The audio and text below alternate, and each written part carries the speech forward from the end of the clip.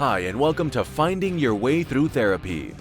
The goal of this podcast is to demystify therapy, what can happen in therapy, and the wide array of conversations you can have in and about therapy. Through personal experiences, guests will talk about therapy, their experiences with it, and how psychology and therapy are present in many places in their lives. With lots of authenticity and a touch of humor, here is your host, Steve Bisson. Je veux des applaudissements. I want people to applaud me now after this intro. And welcome to episode 137 of Finding Your Way Through Therapy. If you haven't listened to episode 136, go back and listen. It's the third episode with the Mental Men and Dennis Sweeney, Andrew Kang, Robert Trini, Patrick Rice, all regulars on here. So I hope you enjoy that. But today's episode is with Amita Sharma. Amita Sharma is a co-founder of Nourishdoc, a global holistic wellness platform for peri to postmenopausal women. Amita is on a mission to bring affordable wellness to every woman in the world and has designed with Nourishdoc evidence-based and cultural sensitive holistic programs for women wellness, self-care, and preservation. One of the things that I'm hoping, we will talk about is in general how that feels for people, because it's one of those things we never talk about, right? We don't talk about miscarriages, we don't talk about perimenopause, we don't talk about postmenopause and how that affects women and how it impacts different things. So I hope we get to that. And here's the interview.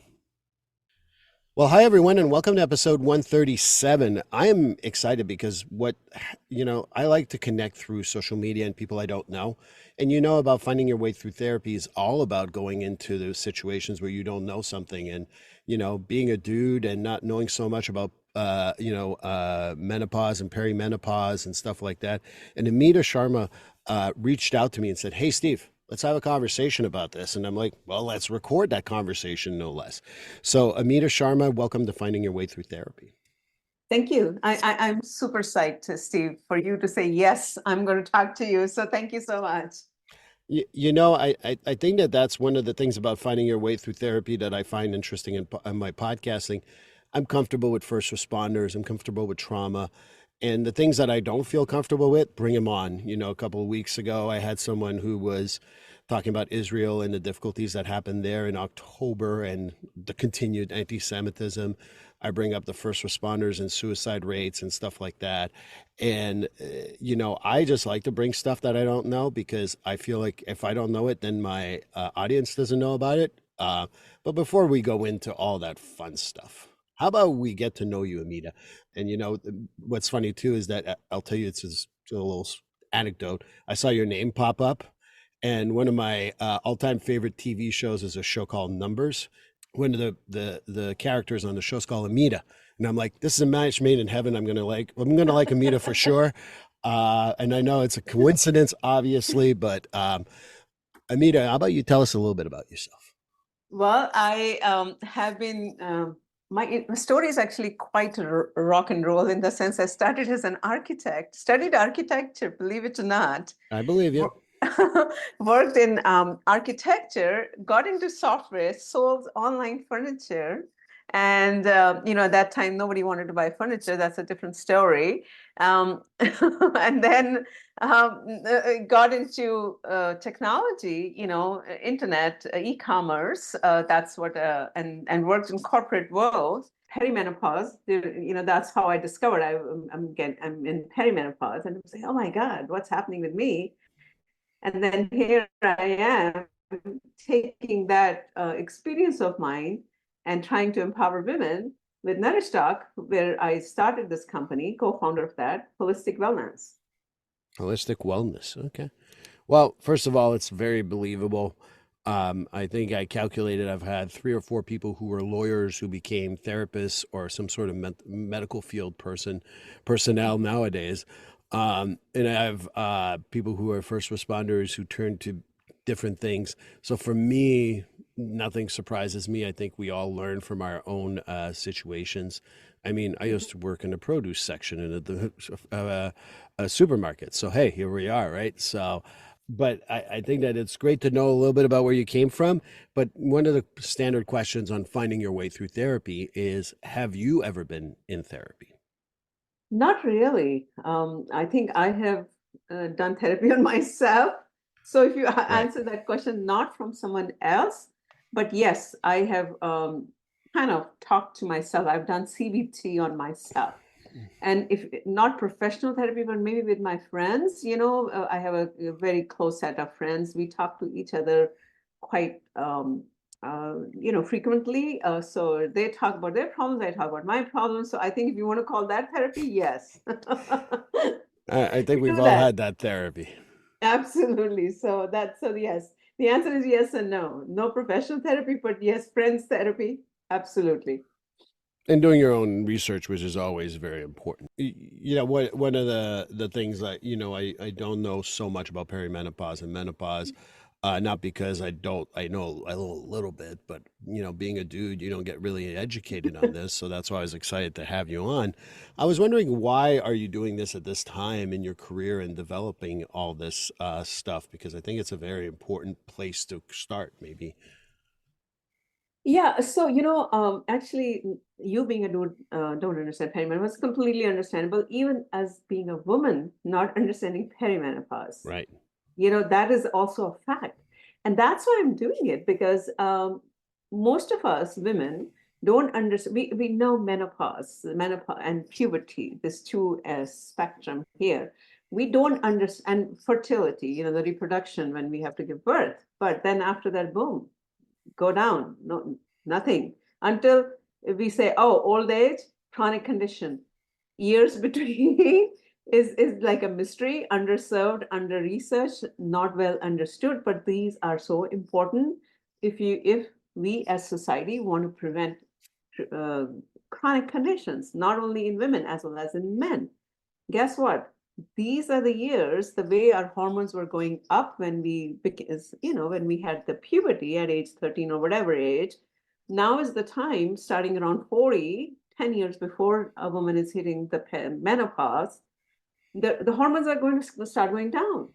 Right. And that's why it's so important as a society all over the world for us to understand. And guess what is happening as our hormones are going down for women? We're talking about women here in this podcast, and the lack of the hormones in our body, if not taken care of during this period of time, can lead to chronic conditions, which is such a huge burden on our healthcare, trillions of dollars. Hmm. That's why it is important. And honestly, I did not even know that this is a direct correlation. I just started doing it based on my personal, experience that not much support is there in corporate world. People don't want to talk about it. Women are ashamed. Women are saying, "Oh my God, I've gotten older." All those things. Right. Initially, I started thinking like that as well because society makes you think like that. And I said, "Oh, I should do something." The more I started digging into it, research and research, then I found these all correlations of all these things, and I said, "Oh my God, we are not even talking about it. We feel so scared to talk about it." So all the more reason of why I'm doing what I'm doing. Well, I think that there is some research. I know a little bit about how the autoimmune diseases and the beginning of perimenopause and menopause is sometimes related, and why is it that it affects more women than men? When you think about the autoimmune thing, I think it's like 4 out of 5 is women, and Mhm. it's got to be related somewhere. I'm not educated as much as you are, but I certainly think that that's it. And why do women lose their, for lack of a better word, appeal? And I don't mean in a sexist way. I mean, Yeah. oh, now they're menopausal. Like, okay, well, they're now no longer worthy of attention. And I think that plays a factor. And you can let me know what you think, but that's a little bit of what I'm getting a little bit from what you're saying. Yeah, no, absolutely. Autoimmune disease is one of them. Heart disease, more women get heart Heart. disease than men. We don't even know this is a fact, and that's direct correlation of your hormones, your female sex hormones going down. Your osteoporosis is directly related. Dementia, early dementia onset, because during the perimenopause time, women can get brain fog because of the hormone fluctuations. So that, if not paid attention to, lead to dementia, cancer, diabetes. Right. These are serious chronic conditions which are burdening our healthcare system. But what happens during this phase is, and women don't understand, is that the female sex hormones start going down. right? They slightly start going down. Now, these hormones are very, very important. They control our mood, they control our all the functions, our hair, sometimes women's hair, they start getting thin and they start losing their hair, the skin starts sagging. It's all these hormones that start going down during 40s, and then suddenly they go down when women hits a menopause. Now, the thing what women don't understand is most of us say, oh, this is age. This is going to happen to all the women. Yes, absolutely. But as a woman, you can proactively change your lifestyle, which we don't understand. And that's why we are trying to do is that women need to take charge of their destiny, of their health destiny during this period of time, which most of us don't even understand what to do. I think I don't understand what to do. And to cite some of my clients who have been through different issues, especially women, uh, you know, if men went through menopause or perimenopause, there would be about 17 different pills, 17 different treatments. And for women, it's like suck it up, buttercup.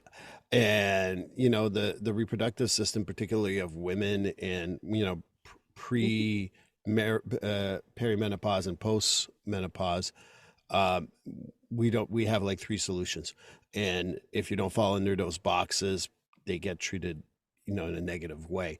And I could be wrong, but I think that we do have also a medical system that doesn't empower women sometimes. I completely agree. The medical system, the gynecologists are not taught in medical schools. The education part, it starts from them.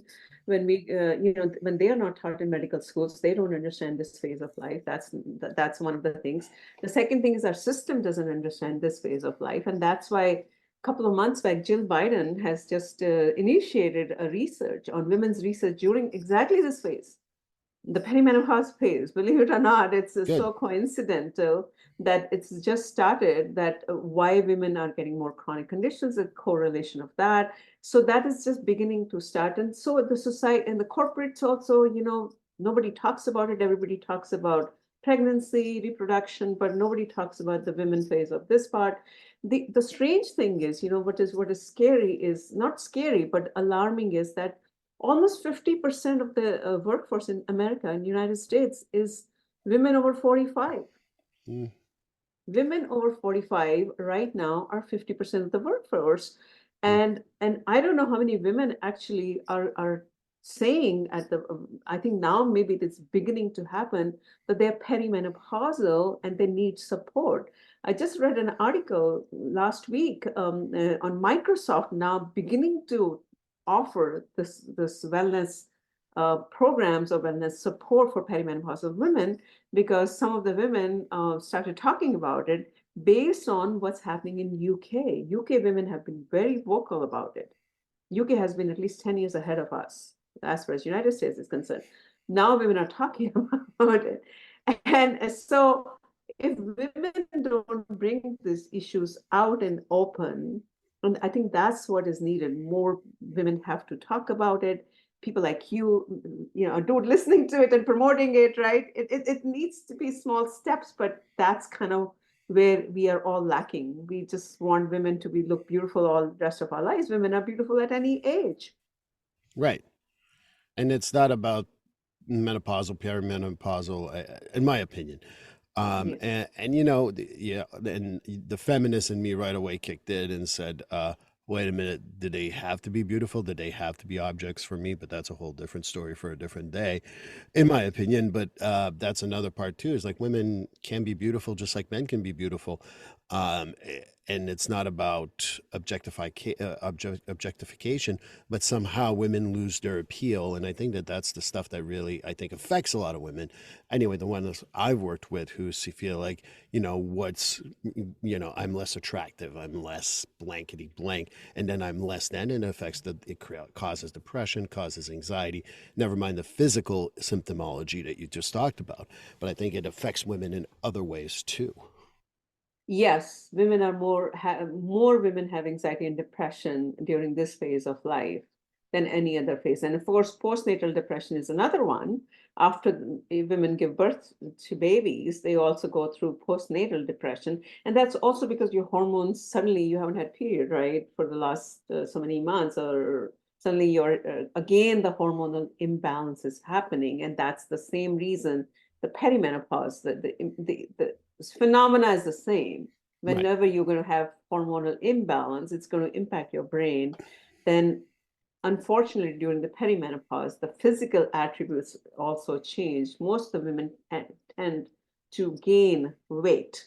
You become a little bit more, and especially around the abdomen, and it's very hard to lose weight. That is also a fact.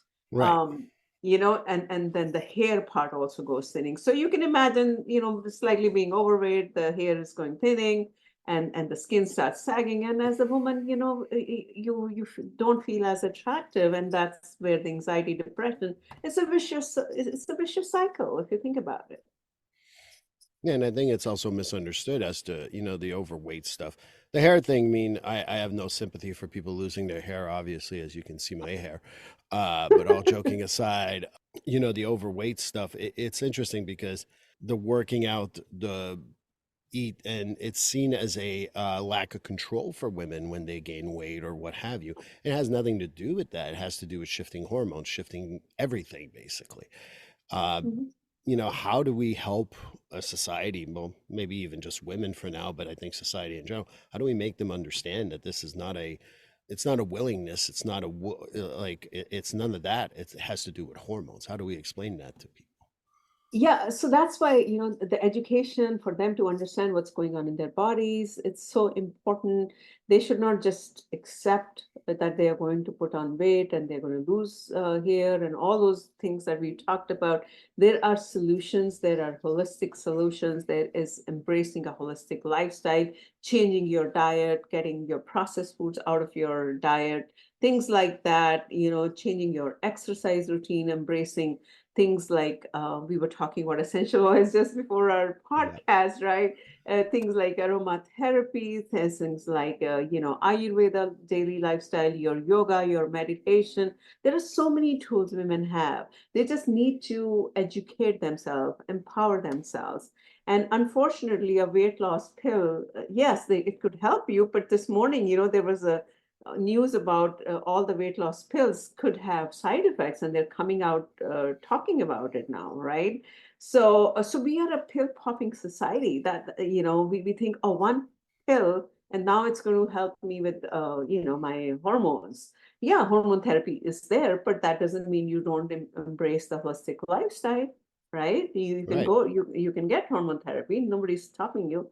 But if you don't embrace the holistic lifestyle, guess what? It's the same thing's going to happen. You're going to put on weight. You're going to do all those things, right? I agree.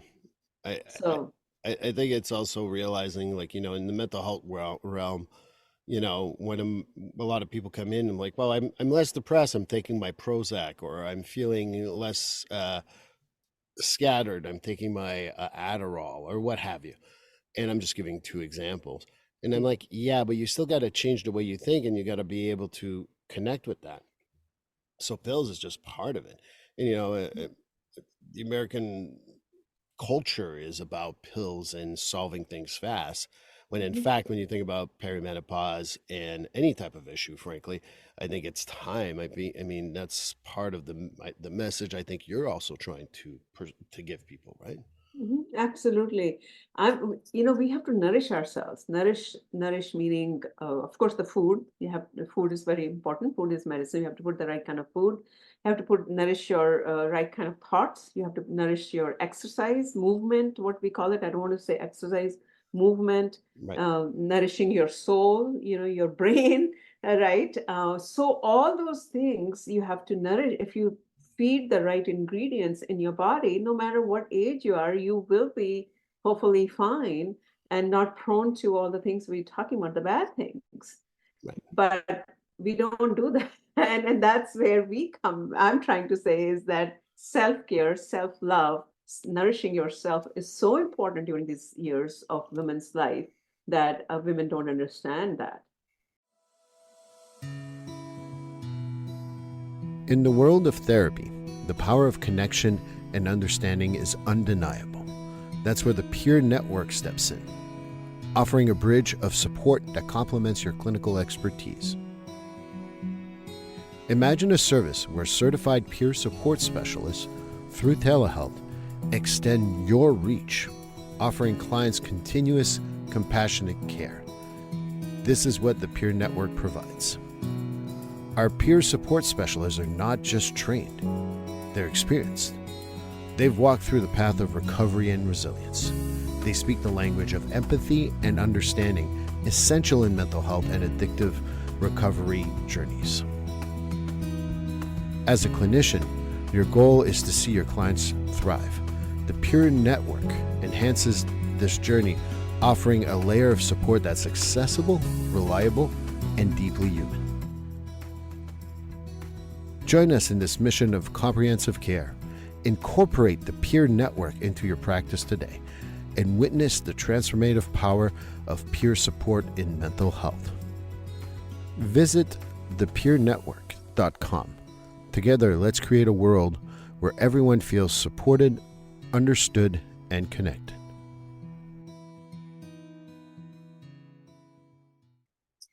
Right, and I think that westernized culture also does not understand that the Eastern culture has been addressing this for about 3,000 years, and they might know something we don't. I'm always fascinated to have doctors who, and again, I'm not talking about doctors that I do know personally, but like when I say, well, what about acupuncture, or what about working on movement rather than just giving him a pill or giving him surgery, and doctors that are willing to accept that, they're few and far between. How do we get women, and men, but because we're talking about women here, how do we get women to start like having that active conversation with doctors in regards to their own health?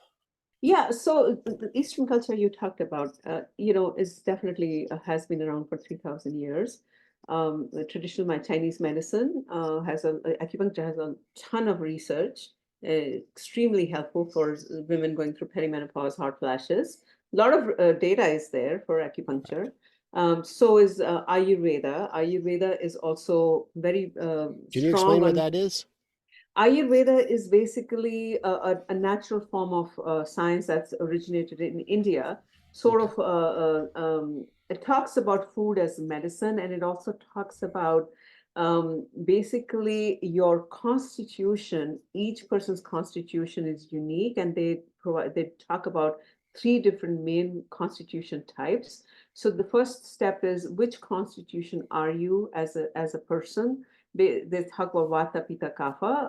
I don't want to have this whole thing on Ayurveda, but just on a very high level, based on what constitution you are, you should have the kind of food and the kind of exercises based on what your personalized constitution is. And it's all natural. It's all based on food. It's all based on movement. Yoga is a sister science of Ayurveda, just to give you an example. Okay. Meditation, breathing. Then it uses a lot of medicated oils. So it talks a lot about, massaging yourself, like nourishing yourself. And also it has another therapy called Panch Karma, 5 therapies, talks about internal cleansing and detoxification, what we call it here, juice cleansing. But this is a serious cleansing I was here. going to say, this is not like I'm just going to drink juice for 48 hours and empty myself out. I just want to make sure we say that, because we don't necessarily, I'm not endorsing anything here by any stretch, but I certainly don't endorse that type of behavior, because I think that's not the cleansing that most Eastern culture that has made sense to me anyway has ever talked about. But I think it's important. I want to let you finish your idea on that cleansing. But I know you said, "Oh, I'm not here to talk about that." I think it's important that we bring this stuff up. I think that, when women think that they're only limited to the two options that their male doctor gave them, that they got in Mhm. 1972, and I mean, with all due respect to all the docs I know, love you, but I mean, it's willingness to talk about these things. So I think it's important when we talk about perimenopause to open women to different types of ideas and Mhm. suggestions. So please go ahead. I'm sorry. Yeah, absolutely. So women, we accumulate a lot of toxins. So do men. Chronic inflammation builds Oh, up you in our should see my bodies. toxicity. Ugh. Oh, really? Oh my No, I'm God. kidding. We all have toxins inside. There's scary data that a newborn, when it's coming out, they have so many toxins, and that's coming from a mom's placenta. Right. Right. I mean, so much I read in science journals, and that's happening at the birth. Now you can imagine, as we grow older, we have so many toxins that accumulated. So I think the first step is we need to make sure our internal cleansing is important in our body, and that actually, if our gut health is in good shape, our internal cleansing is in good shape, your skin is going to be in just fine shape, right? Because Right. your skin is nothing but a mirror reflection of what is going inside, not outside, or no matter what kind of expensive creams and all that kind of things that you do. So Ayurveda talks about, to coming back to that, internal purification. It talks that about and has a very strong footing on the panchakarma therapies. And the other therapies it talks about is a lot of what they call it, like massage, different type of massaging too, and for lack of a better word here in Western language. So they have this called abhyanga. It's like using medicated oils to massage the bodies, and they think that the toxins kind of slowly start going away. And then there's another therapy, what they call is shirodhara. So you just lie on your head like that, and the warm oil trickles on your forehead like this. In fact, I got it done just a few weeks back. And believe it or not, all kind of nasal allergies, you were talking about your sinuses and all that. I'm telling you, it just vaporizes up in thin air. You sleep like a baby. You're relaxed. Your blood pressure goes down. It's called Shirodhara. And then they have all kind of different therapies using medicated oils for osteoporosis, arthritis, joint pain. They what they use is medicated herbs, and they dip it in hot oil that again is medicated oil and kind of go on your body like all the way like that. So all these tools are available to them to help, first of all, cleansing process of their internal cleansing process of their bodies, so that all the toxins are washed away. Ayurveda is a big one. And then there are all kind of herbs that are available. And I don't recommend anyone to start growing an herbal garden here inside. You want to do it with knowledge and some expertise, and have a consultation. But amazing herbs and spices. Turmeric, right? Turmeric has been, oh my God, the queen of herbs. Ashwagandha is great for your anxiety, depression, right? And then there's shatavari. I can go on, and red clover, maca root. But all these herbs are available. But now you don't want to do that, like replace the medication with all these herbs, like I said. You want to consult with someone who understands the herbs and who understands your body and understands, what are the deficiencies, and then replenish it with the right kind of herbs if needed. But all these are available for women, which they should at least empower themselves, or at least educate themselves, right? Right. And I think that that's, getting back to perimenopause and menopause. And the other side of all that is to realize too that, this is not, entertaining. Like, we're not just saying, take two turmerics and call me in the morning type of deal. We're talking about, kind of like a combination of a lot of different things. Eastern culture has said this many, many, many years ago. It's not just the essential oil. It is not just acupuncture. It is a combination of all that. And, I keep culture in mind. We talk about Eastern culture a whole lot. Again, I think that, there's a difference between, and the BIPOC and the versus white women. And again, this is not about it's not about race per se, but there is a difference, and we got to not pretend it's not there. Can you speak a little bit about the differences also that come with that? Absolutely, culturally sensitive programs and solutions, right? So women, unfortunately, perimenopause is different for different type of women, depending on the different ethnicity.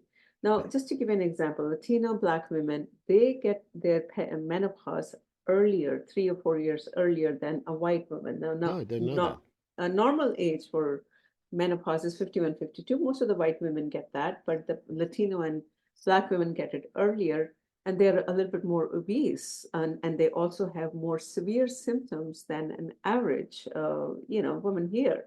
Now, if you look at comparatively, some of the Muslim women are living in South Africa, for example, they get it at mid 40s, which is actually quite alarming. And that could be because of their lifestyle, lack of movement, sedentary lifestyle, all those things. And same is the behavior happening out of a country like India.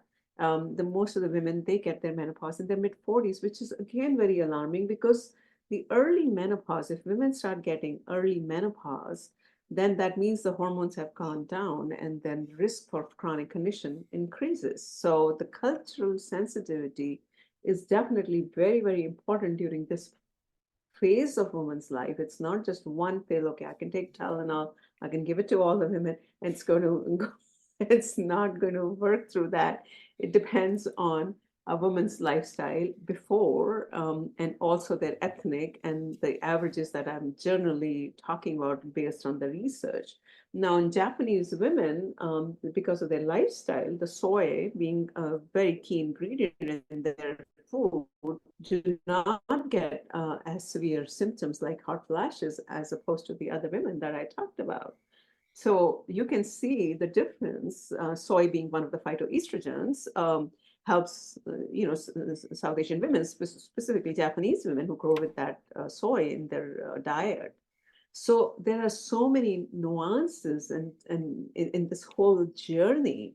And the thing is that it's not like okay, I get a cold, I take some medication and I'm going to be fine by tomorrow. It could be a 7 to 10 year journey for a woman, this whole perimenopause.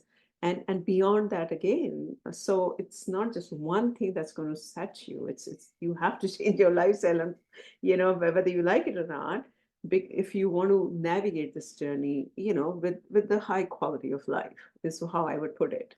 Right. And I think it's also changing the mindset, right? Because, if you grew up that once I'm in menopause or I start having the symptoms of menopause, perimenopause, I'm no longer useful to men or I'm less attractive or what have you. You got to work on the mind and how you perceive that and that overgeneralization, the all or nothing thinking, the emotional reasoning, things like that. And I think that for me, that's why my one of my biggest takeaways from what you're saying is something that I've practiced for many, many years, is that we got to think about it as the mind body spirit connection. Mhm. And for me, I tell people, like, if you think that my mental health treatment as a therapist will fix everything, then you don't come and see me. Go see someone who thinks that way. You need to go to a doctor. You got to get your physical health in order. And whether it is, I wish there was a better word in English. And my first language is French. There's a word called alimentation, and it's not diet. It's not about anything, but it's how you eat. Whether you're eating slow or you're eating fast, what are you eating? It's not a calorie based idea. And that plays a huge factor in how you deal. If you're moving your body by walking or even doing, what's the name of it? Because I want to mention it. I forgot the yoga therapy where you just kind of like lie down and stay still. Or if you run 2 marathons, it doesn't really matter as long as it fits what you want to do. And then the spirituality side, like I tell people, even if you tell me I have no spirituality, I said that's a spiritual practice, because that Mhm. means you think this is all over when we're done. So therefore, you got to do the best you can while you're here. And it's really balancing all those things, and never mind the gut biome, and we can go on and on about that too. But I mean, is that something that you kind of bring up too? Because it's not like you said a 7 to 10 year journey, and it's not like, oh well, if you take turmeric, you'll be fine for the rest of your life. I mean, like turmeric would sell out right away. But do you talk about that journey also? Because it's not just physical health, or like I said, I don't like the word, but how you eat. Uh, Yes. it's a lot more than that. And for women in perimenopause, it's like also looking at, how you treat your body, whether it's, looking at yourself in the mirror and how you perceive yourself and the distortions that you may have. But do you bring that up to women in general, or? Absolutely. Mind connection is very important. Having self-confidence, right? Because a lot of women feel like what we're talking about, the physical attribute being our society kind of a gauge or gauging how women look is not the right way. So the confidence level can go down and how you perceive yourself, and then anxiety, depression. So your mind your mind-body connection, the holistic health is what we're talking about, is so important. It doesn't only talk about your physical being, your physical spirituality, your all that comes into play. And that's why it's very, very important for women to have that mindset, right? The positive mindset, empowering themselves. And that's the problem. They think this is a way of this is going to happen. There's not, they can't do anything unless they can get the hormone therapy, and they need to exercise like a crazy person. Some of the things don't work out. Knowledge and then understanding your body and making sure you calm your mind during this phase, not have stress, because stress is going to exacerbate the whole thing that we just talked about, right? And Correct. because stress is clearly linked with all the other issues, we know that, and the gut microbiome is directly connected with your mental health. How good is your gut health is fundamental. That's going to impact your gut health. I mean, your mental health, your skin, could be your hair, so many things. So it's How just you process intertwined, sugars, stuff you like know? that. Yes, absolutely. So it's intertwined. It's unfortunate. It's not just one thing that's going to say, okay, this is what you do, and your perimenopause, menopause journey is piece of cake. No, no, no. You have to change yourself. You have to change your mindset, incorporate your lifestyle, learn how to take care of yourself. All these things have to happen if you do not want to end up having a chronic condition after 55 or beyond. Right. And I think that's the good message that you give. And I really appreciate that, and how to treat people differently. Obviously, like I appreciate what you were saying when we before we got on air. You're like, it's nice to have a guy talk about this. And I've learned a long time ago that I don't know everything, and I need to be curious about stuff. And you're teaching me a whole lot. You're going to have to send me all those terms that you use, because I didn't know a whole lot about them. But I'm sure that the audience will want to have some links to that information, because I think that that's important. We got to stop thinking we know everything. I certainly I know what I'm not that smart, and in a good way, not in a bad way. We need to learn, and learning all these things is key. And and then thinking about individual differences, whether it's you talked, obviously we're talking about women, but thinking about race, thinking about Mhm, socioeconomic status. mhm, I think that plays huge factors. And never mind if you've been stuck in a place where maybe your sexual orientation has been something you've questioned for a long time, and sometimes you have that realization, the perimenopause menopause phase, because you're like, fuck the world, I'm going to do whatever I want. And in a good way. I mean that in the yeah, most yeah, respectful way. I like women finding themselves way before that, but as much as I do, sometimes it takes that shock, so to speak, in order to get there, and it takes time. But as we go along here, I want to start thinking about wrapping up a little bit here. I really want to hear more about, you talked about, I believe it's Nourishdoc. yes, I yes. want to hear more about that, because that sounds very fascinating to me, and then let my audience know about it too. Yeah, I mean, based on all the things we talked about, I felt a strong need, underserved, that need that has been underserved. People don't want to talk about sexual health. We never got to talk about that, but that again is one of the taboo subjects.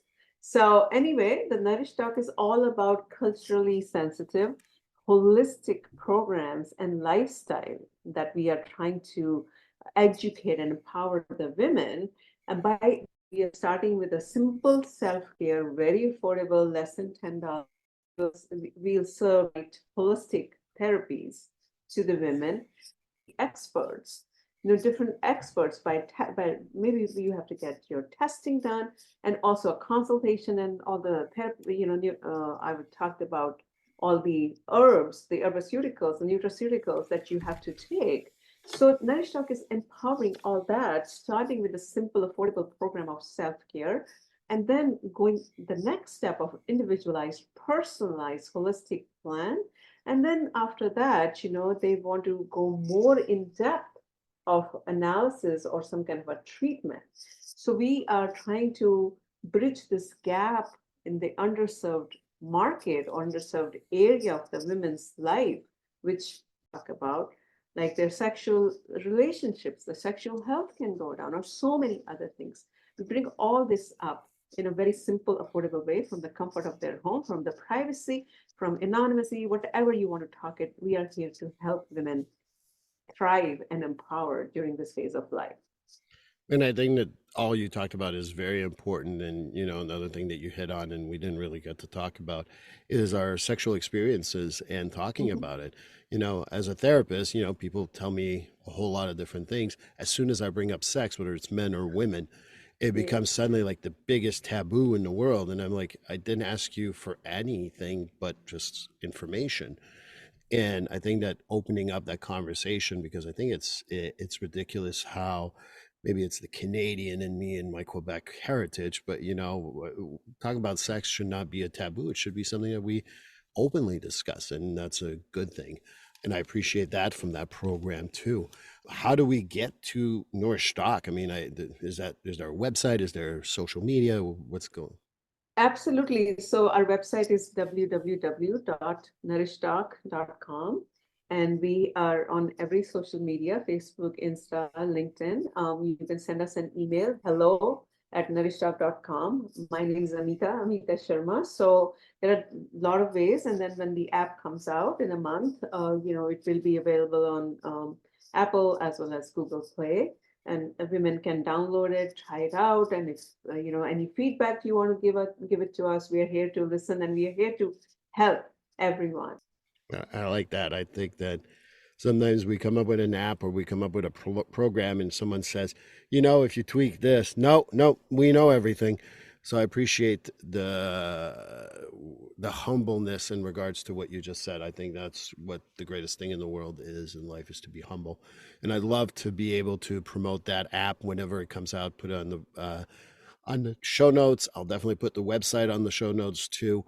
And if there's a way for us to collaborate out elsewhere, like you said, it's nice to have a man to open up and talk about these things. I think it's very helpful for men to hear it too. So I want men to hear about this because, she's having hot flashes. Like, yeah, that's a little more complex than just hot flashes. And it's really being understanding of that. So nourishdoc.com. The app is going to be coming out probably, hopefully, by even the time this is released, it will be out. And if not, we will definitely put it on the show notes as soon as I get it. And I would love to collaborate in any way I can. So I hope you can think of me. I truly enjoyed what you talked about. You're right in my wheelhouse about seeing the holistic approach, talking about differences within women too, and more importantly, Eastern culture. To me, as a person who is always willing to learn, it's very important. And then the Buddhist in me says, please understand, you got to know nothing, Steve, in life. So you got to make sure that you keep on learning. So I appreciate your time, Amita Sharma. I thank you, and let's stay in touch, please. Thank you. Thank you so much for having me. I really appreciate that. Well, this concludes episode 137. Amita Sharma, thank you so much for coming. It was a great interview, and I hope you guys get a lot from it. Nourishdoc is something you should look up, and please do so as quickly as you can. But episode 138 will be also someone coming back from an episode 121. Jenny Elms Calvin, she will be back. Had a great time when we last spoke, and I definitely wanted to have her back, so she will be here at the next episode, so join us then.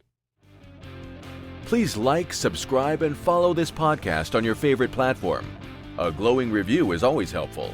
And as a reminder, this podcast is for informational, educational, and entertainment purposes only. If you're struggling with a mental health or substance abuse issue, please reach out to a professional counselor for consultation. If you are in a mental health crisis, call 988 for assistance. This number is available in the United States.